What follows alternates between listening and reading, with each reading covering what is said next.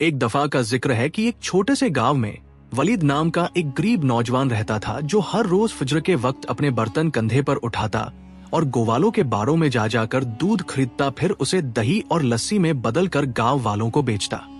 इसका काम कोई ऐब नहीं था, लेकिन गाँव वालों की नजरों में वो ऐब ही था। लोग उसे महज एक फेरी वाला समझते थे जिसे न मजलिसों में बुलाया जाता, न उसका नाम बगैर तरस या तंज के लिया जाता। रास्तों में जब वो गुजरता तो कुछ लोग नजरें चुरा लेते जैसे उन्होंने देखा ही नहीं, और कुछ ऐसी हल्की सी मुस्कुराहट मुस्कुराते जिसमें अनकही हकारत छुपी होती। वो खामोशी से काम करता, इज्जत से रोजी कमाता और दिल की गहराइयों में यकीन रखता कि रिज़्क सिर्फ अल्लाह के हाथ में है। एक दिन जब वो अपने आखिरी बर्तन खाली कर रहा था तो उसके दिल में एक ऐसा ख्याल आया जिस पर उसने पहले कभी हिम्मत नहीं की थी, और वो था शादी का ख्याल। ये कोई जज्बाती फैसला नहीं था, बल्कि एक ऐसा इरादा था जो उसके दिल में बहुत अरसे से पक रहा था। और उसने अपने लिए गांव के एक मूज आदमी सईद की बेटी समीना को पसंद किया था। सईद एक साबे हैसियत आदमी था जिसे गांव में बड़ी इज्जत की नजर से देखा जाता था और मजलिसें उसके लिए खुलती थी। समीना अपने हुस्न के लिए मशहूर थी, लेकिन जिस चीज ने वलीद को उसकी तरफ माइल किया वो सिर्फ हुस्न नहीं था, बल्कि उसका ख्वाब था कि वो एक मुस्तहकम जिंदगी शुरू करे और खुद को साबित करे कि वो उससे कहीं ज्यादा है जितना लोग उसे समझते हैं। उस शाम जब वो एक बाड़े से वापस आया तो सीधा सईद के घर की तरफ चल दिया। दरवाजे पर खड़े होकर एक लम्हे के लिए रुका और उसके दिल ने पूछा, क्या तुम इसके लिए तैयार हो जो आने वाला है? फिर उसने दरवाजा खटखटाया। घर के किसी फर्द ने दरवाजा खोला और उसे अंदर आने की इजाजत दी। उसने अपने दूध के बर्तन दरवाजे के बाहर ही छोड़े जैसा उसका मामूल था। फिर पुरसुकून कदमों से अंदर दाखिल हुआ और सईद के सामने बैठकर सलाम किया। फिर मजबूत आवाज में बोला, चचा सईद, मैं आपकी बेटी समीना का रिश्ता मांगने आया हूं और मैं उसे खुश रखने और उसका ख्याल रखने की पूरी ताकत रखता हूं। थोड़ी देर के लिए खामोशी छा गई। फिर सईद ने सख्त लहजे में उसे तोड़ा, तुम उसे खुश रखोगे? और तुम कौन होते हो? एक दूध बेचने वाले। तुम्हारे पास कुछ भी नहीं है और न कभी होगा। वलीद ने पीछे हटने की बजाय सुकून से कहा, चचा, बस आप एक बार समीना से पूछ ले। उसी लम्हे समीना कमरे में आई। उसने वलीद को एक सरसरी नजर से देखा और बगैर किसी हिचकिचाहट के बोल पड़ी, मुझे मंजूर नहीं है और मैं नहीं चाहती कि लोग मुझे दूध वाले की बीवी कहें। उसके अल्फाज तेज थे जिनमें तावील की कोई गुंजाइश नहीं थी। वलीद ने फिर भी उम्मीद का दामन थामने की कोशिश की और बोला, रिश्क अल्लाह के हाथ में है और अल्लाह अपने बंदों का हाल बदलने पर कादिर है। लेकिन इस बार यह बात कानों तक पहुंची नहीं। सईद गुस्से से उठा और दरवाजे की तरफ इशारा किया, यहां से निकलो। वलीद खामोशी से बाहर निकल आया, लेकिन मामला यहां खत्म नहीं हुआ। सईद उसके पीछे घर से बाहर आया और दरवाजे के पास रखे दूध के बर्तनों को पकड़कर जमीन पर उलट दिया। दूध मिट्टी में बह गया और मिट्टी से मिल गया। वलीद खड़ा देखता रहा, हिल न सका। यह मंजर यकीन से भारी था। तभी समीना भी दरवाजे पर आ गई और जोर जोर से हंसने लगी। झूमते हुए हंसती रही और उसका वो हंसना हर लफ्ज से ज्यादा कड़वा था। वलीद आहिस्ता आहिस्ता झुका और अपने खाली बर्तन उठा लिए। न कुछ बोला, न पीछे मुड़कर देखा और वहां से चल दिया। उस लम्हे में सिर्फ दूध नहीं बहा था, बल्कि उनकी नजरों के सामने उसकी इज्जत भी बह गई थी। वापसी के रास्ते में शाम का अंधेरा दिन की रोशनी को निगलने लगा था। उसके कदम सुस्त थे लेकिन मजबूत। वो इंतकाम नहीं सोच रहा था, बस एक बात सोच रहा था कि आज जो कहा गया वो इख्तिताम नहीं है। उस रात वो अपने घर में अकेला बैठा अपने खाली बर्तनों को देखता रहा। फिर आहिस्ता सी आवाज में बोला, एक दिन आएगा जब ये लोग जानेंगे कि मैं कौन हूं।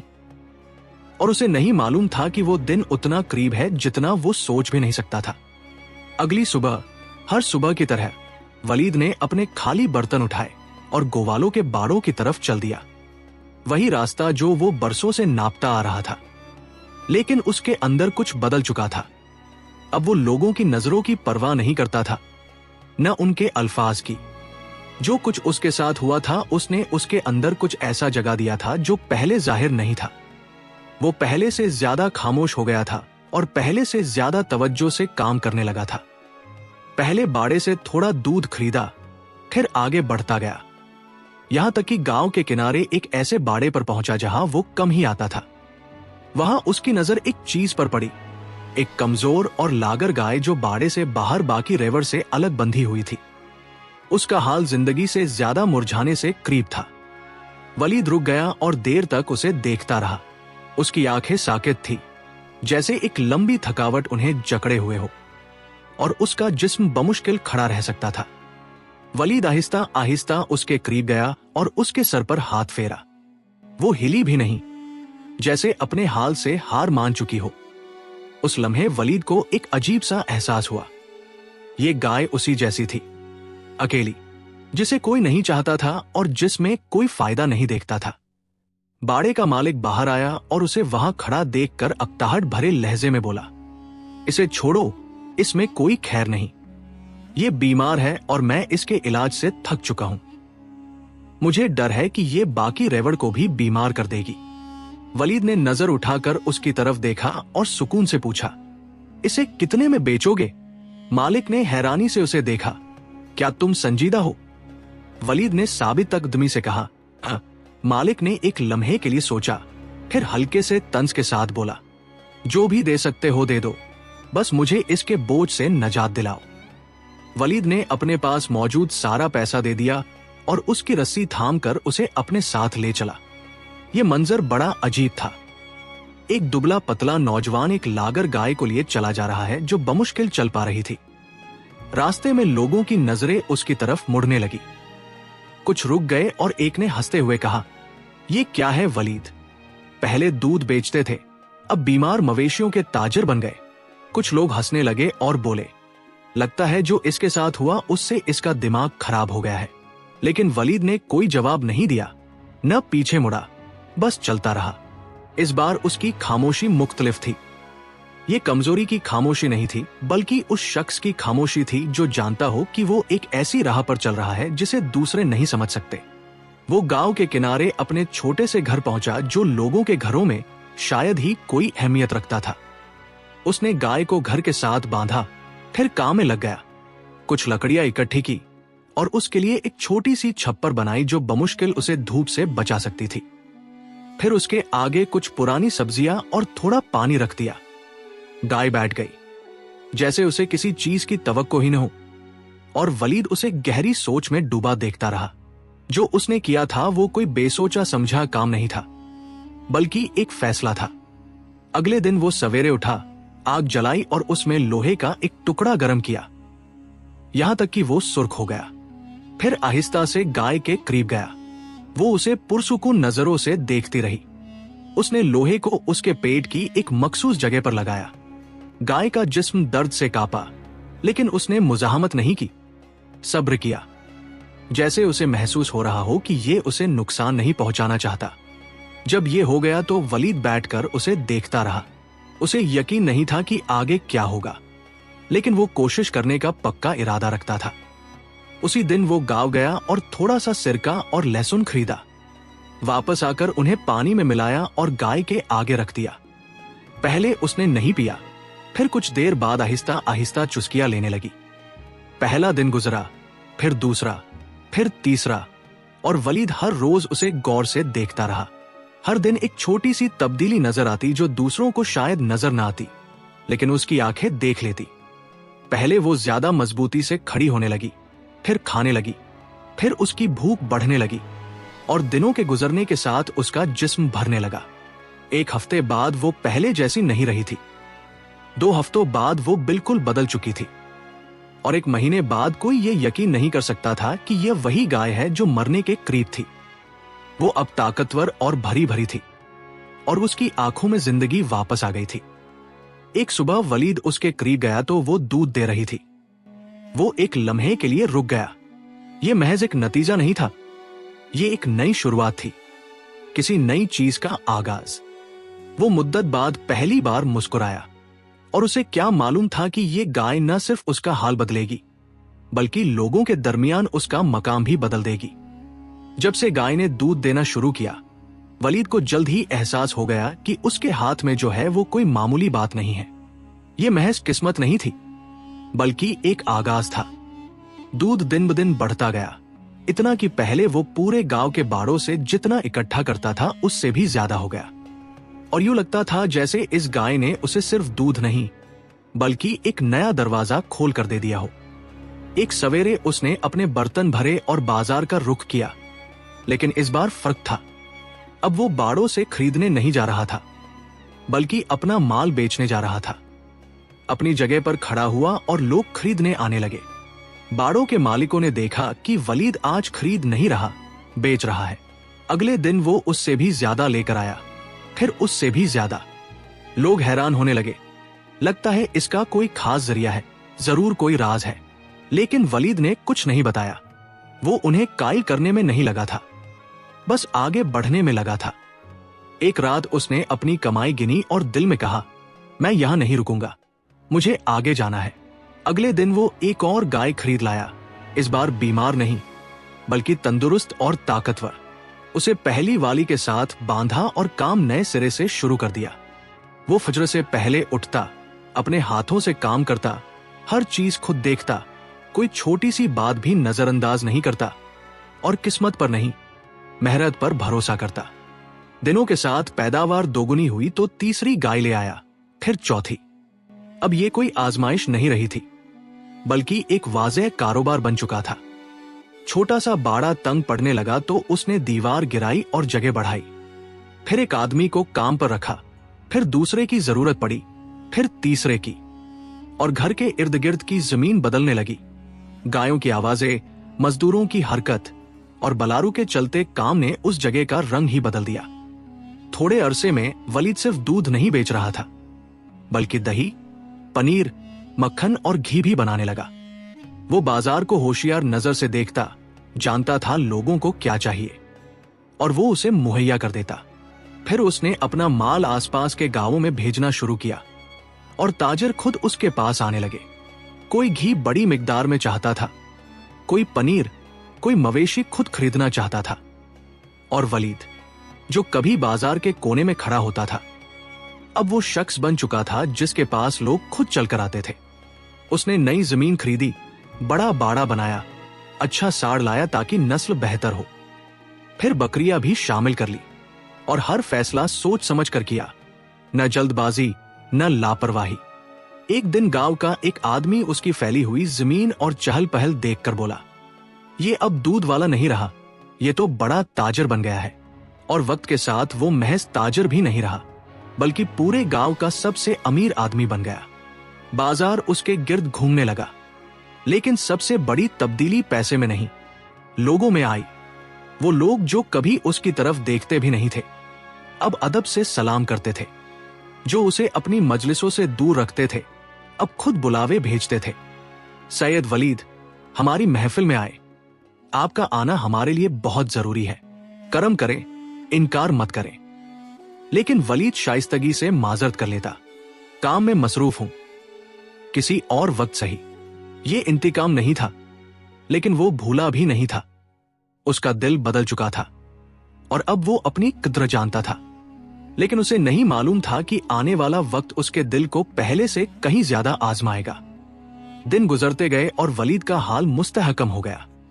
गांव में अब कोई ऐसा नहीं था जो उसका मकाम न जानता हो। एक पुरसुकून दिन जब वो अपने काम का जायजा ले रहा था तो उसका एक खादिम दौड़ता हुआ आया और बोला, सैयद जी, दरवाजे पर एक खातून खड़ी है, कहती हैं कि उनके पास जरूरी बात है। वलीद एक लम्हे के लिए रुका, फिर बोला, उन्हें अंदर भेज दो। वो हिचकिचाते कदमों से अंदर आई और जैसे ही वलीद ने नजर उठाई उसने फौरन पहचान लिया, समीना। लेकिन वो पहले जैसी नहीं थी। वो गुरूर जो कभी उसके चेहरे पर रहता था गायब था और उसकी जगह झिझक और शर्मिंदगी ने ले ली थी। वो उसके सामने खड़ी हुई और बोली, मैं माफी मांगने आई हूं। वलीद ने फौरी जवाब नहीं दिया, बस उसे देखता रहा जैसे उसे पूरी बात सुननी हो। वो बोली, जिस दिन आप आए थे मैंने आपकी कद्र नहीं पहचानी। मैंने सिर्फ आपका जाहिर देखा और मैं समझती थी कि गरीबी हर चीज का इख्तिताम होती है। फिर रुकी और बोली, और अबा समझते थे कि दौलत ही वाहिद सहारा है। वलीद ने नजर उठाई और आहिस्ता से पूछा, और तुम क्या समझती थी? वो एक लम्हे के लिए चुप रही, फिर बोली, मैं समझती थी कि मैं एक बेहतर जिंदगी चुन रही हूं, लेकिन मुझे बाद में पता चला कि मैंने एक सच्चे इंसान को ठुकरा दिया था। वलीद आगे बढ़ा और वाज़ेह आवाज में बोला, क्या तुम्हें याद है मैंने उस दिन क्या कहा था? मैंने कहा था कि रिश्क अल्लाह के हाथ में है और अल्लाह अपने बंदों का हाल बदलने पर कादिर है, लेकिन तुम लोगों ने इंतजार नहीं किया। जल्दी में फैसला कर लिया और तय कर लिया कि मैं कभी कुछ नहीं बन सकता। फिर वो और करीब आया और मजबूत लहजे में बोला, और बस यही नहीं, तुमने मुझे धक्के देकर निकाला, मेरा रिस्क जमीन पर बहा दिया और खड़े होकर हंसते रहे। उसका सर झुक गया और वो बोली, मैं जानती हूं, मैं गलत थी और इतिराफ करती हूं। वलीद ने कहा, गलती सिर्फ इनकार में नहीं थी, गलती उस हकारत में थी। फिर एक लम्हे की खामोशी के बाद बोला, क्या तुम जानती हो उस दिन मुझे किस चीज ने सबसे ज्यादा तकलीफ दी? तुम्हारी बातें नहीं, बल्कि तुम्हारा ये यकीन कि मैं कभी नहीं बदलूंगा। उसने सर उठाया और इल्तिजा भरी आवाज में बोली, मैं आज कहने आई हूं कि मैं गलत थी। क्या तुम नए सिरे से शुरू करना कबूल करोगे? वलीद ने उसे देर तक देखा, फिर सुकून और कतियत से बोला, कुछ दरवाजे जब अपने वक्त पर बंद हो जाए तो दोबारा नहीं खुलते। उसके अल्फाज भारी थे, लेकिन अभी उसने बात खत्म नहीं की थी। वो बोला, मैंने खुद को बदला नहीं ताकि तुम्हारे पास वापस आओ, मैंने इसलिए बदला ताकि अपना रास्ता मुकम्मल करूं। फिर बोला, जो हुआ वो हो गया। खामोशी छा गई। फिर समीना ने टूटी हुई आवाज में कहा, अबा अब पहले जैसे नहीं रहे, उनका कारोबार डूब गया, लोग छोड़ गए और वो अपने दिनों को पछतावे में गुजार रहे हैं। अब वो किसी के सामने सर नहीं उठा सकते। वलीद ने आहिस्ता सांस लिया और बोला, दुनिया किसी के लिए नहीं ठहरती, ये उनके लिए भी सबक है जैसे मेरे लिए था। फिर बोला, लेकिन हर इंसान का अपना रास्ता होता है। समीना समझ गई, न वो सख्त था न जालिम, लेकिन बिल्कुल साफ था। वो एक लम्हे के लिए खड़ी रही, फिर मुड़ी और चली गई। वलीद वहीं खड़ा रहा। न फ़्त का एहसास था, न पछतावा, बल्कि एक अजीब सा सुकून था, जैसे सब कुछ अपनी सही जगह पर आ गया हो। कुछ अरसे बाद उसे एक पड़ोसी गांव के बड़े ताजर की खबर मिली जो अपनी दियानत और सच्चाई के लिए जाना जाता था, और उसकी एक बेटी थी जो अपने अखलाक और इंकसारी के लिए मशहूर थी। वलीद खुद उनके पास गया और रिश्ते की बात की, और रिश्ता तय हो गया। शादी बगैर किसी दिखावे के हुई, सादा लेकिन मानी से भरपूर। और जब उसकी बीवी उसके घर में दाखिल हुई तो वो महज एक घर में नहीं आई, बल्कि एक ऐसी जिंदगी में आई जो सब्र और मेहनत से बनाई गई थी। और गांव वाले अब हर रोज वलीद को देखते थे, लेकिन पहली वाली नजर से नहीं, बल्कि एक ऐसी कहानी की तरह देखते थे जो नस्लों तक सुनाई जाएगी। एक ऐसे आदमी की कहानी जिसने तौहीन का जवाब अल्फाज से नहीं दिया, बल्कि अपने काम से दिया, और जिसने अपने आप को बहस से नहीं, बल्कि नतीजे से साबित किया। और यहां वलीद की कहानी का इख्तिताम होता है। इस कहानी में हमारे लिए बहुत से सबक है। बहुत से लोग किसी से पहली मुलाकात में ही उसका तबका और हैसियत देखकर तय कर लेते हैं कि उससे कैसा सलूक करना है। वो यह भूल जाते हैं कि इस्लाम में कोई तबका बंदी नहीं। हमारे नबी सल्लल्लाहु अलैहि वसल्लम गरीबों से मोहब्बत करते थे, उनके साथ बैठते थे, उनके साथ खाना खाते थे। और इस्लाम में इज्जत का असल मेयार सिर्फ तकवा है, और शायद जिसे आज लोग उसकी कमजोरी की वजह से हकीर समझ रहे हों, कल वही उनकी जरूरियात पूरी करने वाला बन जाए। और अल्लाह की शान देखें कि वो हालों को कैसे बदलता है।